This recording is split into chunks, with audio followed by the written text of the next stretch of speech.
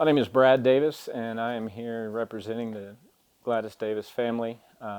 My grandfather, Bud Davis, bought property just on the other side of the river there, over on that horizon, back in 1964. That property was settled by a man named James T. Parker back in the 1880s, and he built a beautiful home, a testament to Texas and the history of this area. We've been stewards of that property ever since, and James T. was actually one of the first county commissioners for Somerville County. So that property and my family have a lot of history here in this area, and it's just a gem. It's a Texas gem, and we want to see it protected for generations to come. I think about my granddaughter and her being able to enjoy that place like we have. But for me, it's not just about our property. It's about all of the neighboring ranches, farms, people who make their living down here, people who use this place to escape the city and enjoy what God has given us in this unique part of Texas. And I just want to be here to do what I can to protect the Paluxy River Valley and the unique features that we have on our property and the surrounding area. My name is Chris Paulson. I grew up on a working ranch in Texas where you had to rely upon God and nature to provide everything. You respected the land, and the land provided for you in return. I've also worked in the utility industry for 32 years on the production end. I went to A&M. I was a graduate of Texas A&M, and I did research work there, and was an extension specialist also. So why am I here today to talk with you guys? Well, first of all, these power plants that are going in, that they're basically the Sailfish power plant that they're talking about, these guys are going to throw a lot of money at our commissioners and water district officials and everything. They want to get their toe in the door so that they can produce a lot of power and suck a lot of resources, including a lot of water out of either surface water or groundwater. Texas is in a shortage of water right now. Texas is also running a shortage of electricity. The proposed Sailfish plant is going to be big enough when it's completed to provide 3.5 million homes with power. You understand? 3.5 million. You can't even hardly wrap your head around that. Your power bills are going to escalate because we have floating power prices. When supply and demand are equal, guess what? The price escalates. Electricity goes the path of least resistance. So guess what? If you don't resist either these high power lines or Sailfish or these other plants and say, hey, that's not going to bother me, they're going to come in here. But if you take a stand, there's a lot of places in the U.S. that have, and we're able to stop this. So think about yourself. Think about your pocketbook, and think about the next generation too. It's because it's going to affect all three. All right, so my name is Matt Long. I live in Granbury, Texas, in a place called Pecan Plantation on the Brazos River. My wife and I moved there 2.5 years ago from another part of Texas, and we did it because we found our literal piece of heaven. And come to find out that these data centers are starting to invade our area. I personally don't think we've even touched the surface of what it's going to be like when these things are fully implemented. So what we're doing is we're essentially removing beauty and replacing it with technology. We're severing our connection with God, our ability to get to know God through creation. According to Revelation 13, our ability to buy and sell will be turned off. That's going to take an overarching digital monitoring system that's going to require large data centers. In that same chapter in Revelation, you have the false prophet. He creates an image or a statue and gives it life, the ability to move, the ability to think.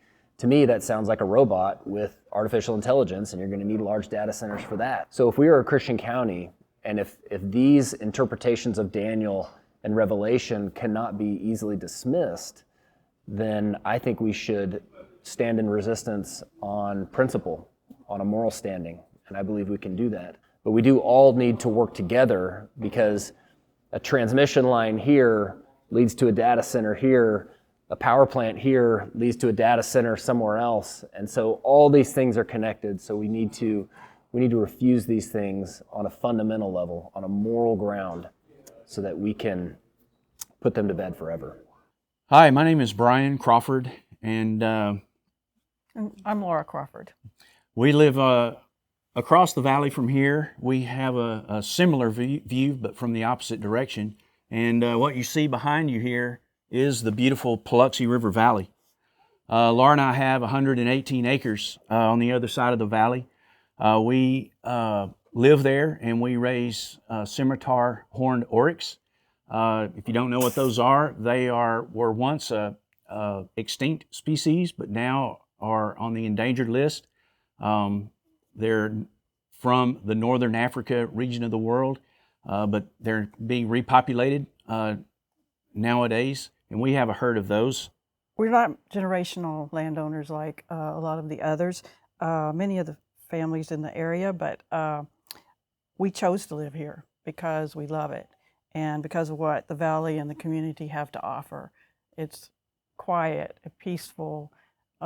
We love driving around and seeing wild turkey and having bluebirds flit around in the backyard, and it's just a daily thing.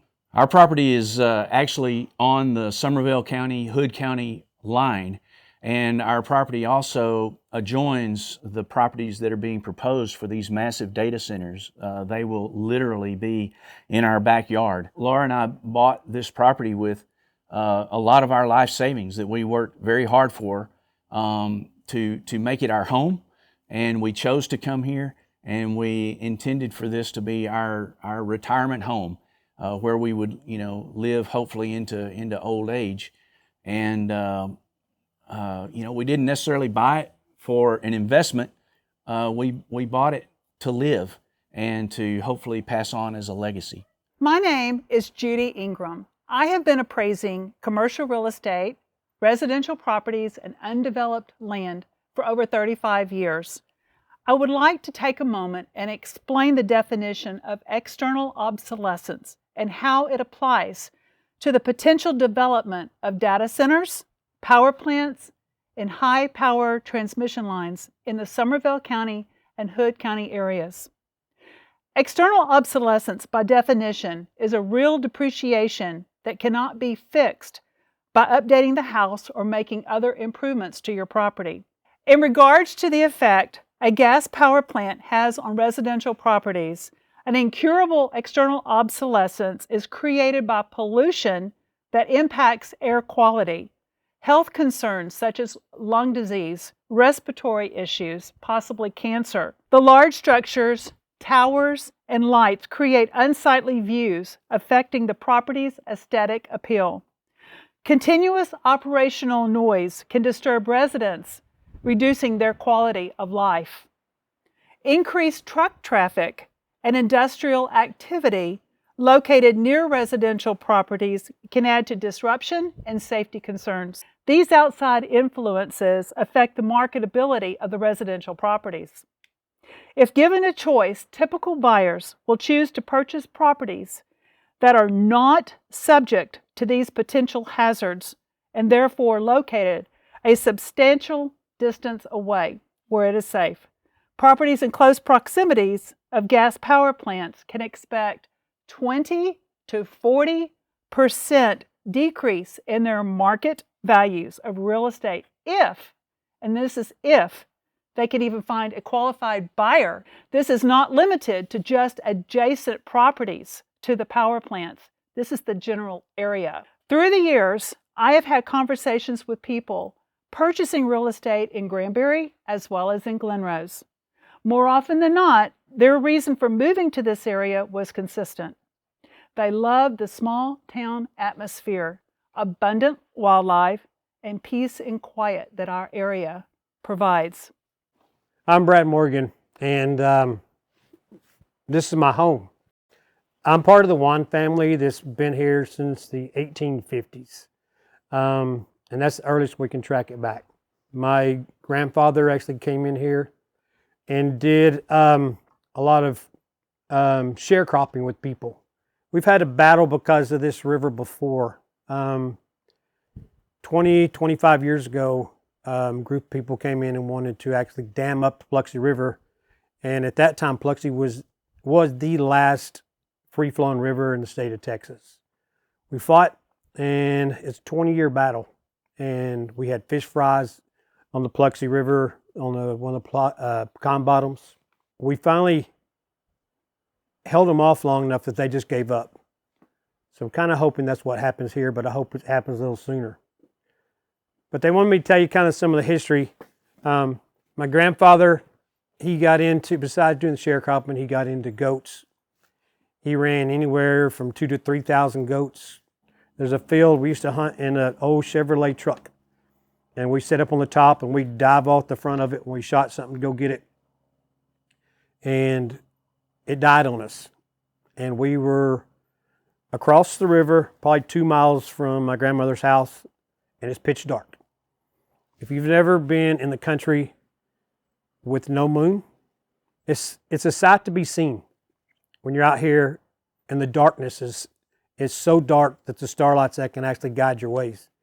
And if that plant goes in, which I'm going to just say it's not going to go in, we're going to keep fighting, is that the light, the brightness of that will destroy that. As far as history around here, and I'm hoping that some of you hear this will take time to actually travel through the little community of Paluxy, is there's an old general store. We've been digging, actually found some pictures of my grandfather standing in front of it with an old dog. I never knew he had a dog. The population of actual town was somewhere around 200 people. There used to be a Church of Christ, a Methodist church, and a First Baptist church here. There's still a Baptist church here, directly across the tabernacle.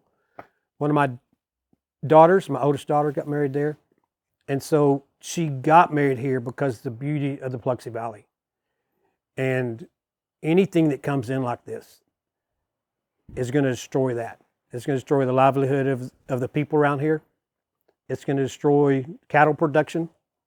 The low sound of the rumbles of that actually affect the birthing process of cattle. The brightness, like I've told you many times, will be destroyed. And people get away from the city to get away from that. They come to Paluxy for the darkness, for the peace and quiet, and the sound of the wind. And that will always be gone. I always tell people that Glen Rose has the dinosaur tracks. We actually have the dinosaurs here. My dad, walking down a creek that goes through our property, he actually found a Columbian mammoth tooth. And if you want to look up the article, it's in the Hood County News. And you can see the mammoth tooth. It's somewhere around 20 pounds, about 12 inches across on the top. So not only is there history with family here and community, there's also history from the development of the world. My name is Joanne Carcamo, and I'm a resident here in Paluxy. We live in Somerville County, and we've been here since 2019, and I still remember the first day that I stepped onto our property before we bought it, and I stepped outside on the back porch and I could just see the beautiful valley, and I knew we had to live here. So to hear that there was the largest proposed data center in the country, accompanied with gas plants to go in about a mile away from my property line, it's just a nightmare. It was devastating. I just started to think, like, where else could I live? Where else could I raise my family? And the truth is, this is where I want to be. So I'm willing to fight the good fight. I'm willing to do it for my kids. I don't want the air that my kids are breathing to cause them danger, to cause their lungs harm. They're still developing, and I'm doing this not just for us, but for all the young families that can't show up to Commissioner's Court because they have to go to work. I'm a stay-at-home mom, and I'm officially fighting this for all the people here in Somerville County and Hood County so that they can raise their families, and not just for the young kids, but for the elderly as well. If you want to make a difference, please visit our website, protectthepaluxy.com, and go to the Take Action tab. and do something to make a difference. You don't have to go to commissioner's court if you can't make it. You don't have to show up to the meetings, but what you can do is you can sit behind your computer while you're on your phone, and you can go to this website and you can take action now.